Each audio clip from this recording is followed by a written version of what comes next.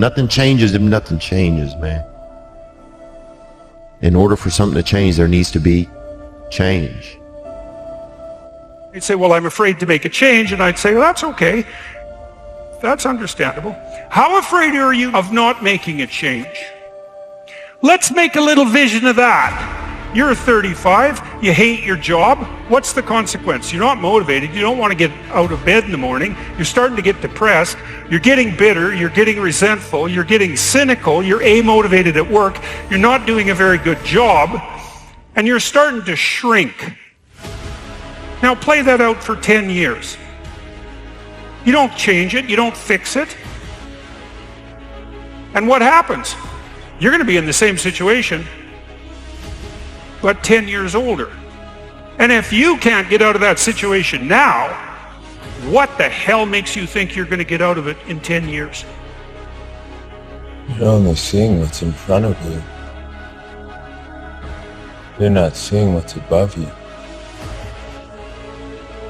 I can't change the beginning, but could I change the middle? Can I edit that story, rewrite that story, and change my entire life? Everybody's so crippled by decisions, but you never know how the other thing worked out. Let me give you an example. Let's say you don't go to college and you start this business and you were 100% right and it's huge and you're doing so great. Yeah. But because you did that, you had to fly to America for a big meeting and your plane crashed and you died. That would be a bad idea. Yeah. Or you think you're going to go to college because it's a good experience and you'll meet people? You can meet people in a business. You're not going to know. I think people overthink decisions. You'll never know what the alternative would have been. So just pick one and do it. Change is inevitable. And you are either changing for the worse or changing for the better. You decide. I hope I do not believe in you more than you believe in yourself. Now listen to me, guys. The transition's going to be hard. I'm not going to lie to you. Go from being on the block, going to be a high school dropout, to getting a GED, the transition is not easy. So what happens? In order for you to go from one level to the next level, in order for any man to transit, listen to me, in order for any woman to transition, for any man to transition, the thing that they want must be greater than the thing they currently have. Listen to me very closely. I didn't come in here to tell you you're going to finish school. I came to ask you what's next. I came to ask you what's next. For me, it's the Nobel Prize. I always think about other people that's going through a tougher life than I am. What if I had to change places? Would I trade places? You know, there's something I would always say to people from time to time. If I could take out a piece of paper and write down my problems, and you could take out a piece of paper and write down your problems, and we exchange those papers. And I'm thinking I got such a tough life. And you may have a tough life. But I pick up your paper, the one you may have written on. And I'm looking like, wow, I thought I had it bad. And then the other person say, hey, you got it a lot better than I do. You know what I would do? I would say, give me my paper back. I'll take my problems back. The point that I'm saying is this.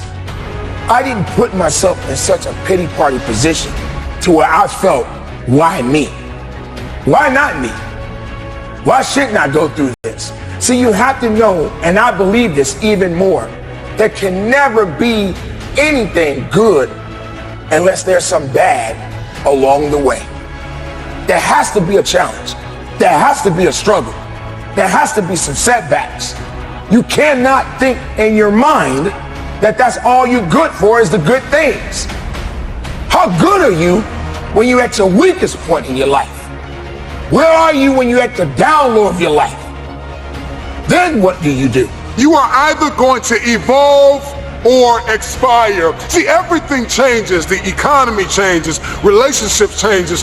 We change mentally and emotionally and physically, and you are either dying or you are either living. How am I a different person than I was this morning when I woke up? The initial reaction would be, I'm not. It's only been like 12 hours. How could I be different? But if I really think about it, what do I now know that I didn't know before? What experiences have I had that my prior self hadn't had when I had just woken up? And if I actually think about it, just like gratitude, I'm creating the frame of my past. I actually can and do see that I am different than my past self, even 12, 13 hours ago, or the night before. And by appreciating that, I now acknowledge that I've changed, which increases my psychological flexibility. It allows me to see that I am not the same person, that I am growing, that I am evolving, which is really useful for then thinking of your future self as a different person. You don't know. Like there's no time machine, there's no future machine. We're all over analyzing everything.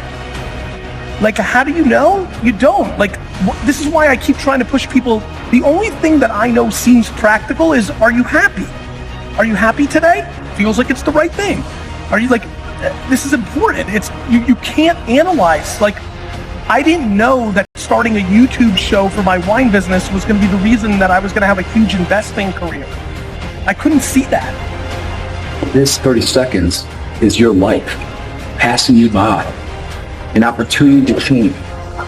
It's your prerogative. You want to go down the path you have right now of your life and where it's going. Or do you see an alternate path that's not flatline? We're climbing up an echelon of remembrance, a possibility where dreams exist, legacy exists, the possibility of change. So within the grasp of these hands, within the grasp of 30 seconds, it's within you. You had the will. You're here. I know you had the will. You have the intestinal fortitude. You have the want to change. You only live once, so do what you feel passionate about. Take chances. Don't be afraid to fail. How do you know true strength? When you never tasted the weakness. When you never was down on your luck. When you were at the bottom. I had to ask myself. And I realized, you got to go through this hell, man. This is it. Because as long as you're living, you got to keep moving. It all starts with a thought. But changing your thoughts is easy, it's free, can be instant.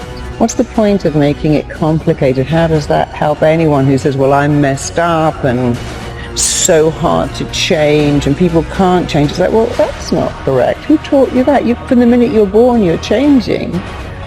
Oh, you know, it's long and arduous to recover. No, it isn't. Some people recover like that. Some people don't, but you could be one of the ones that changes your thoughts, changes your feelings, changes your actions after all. When do you experience the positive emotion that's associated with happiness? The answer is, not when you've attained a goal, but when you're pursuing one. Don't you realize excuses will kill you? It will destroy your well-being. And the more excuses you make, the less effort you're going to give. There's a million things I've done wrong. It's because I didn't do something that would have sent me somewhere else. But I have no idea. You don't know. You don't.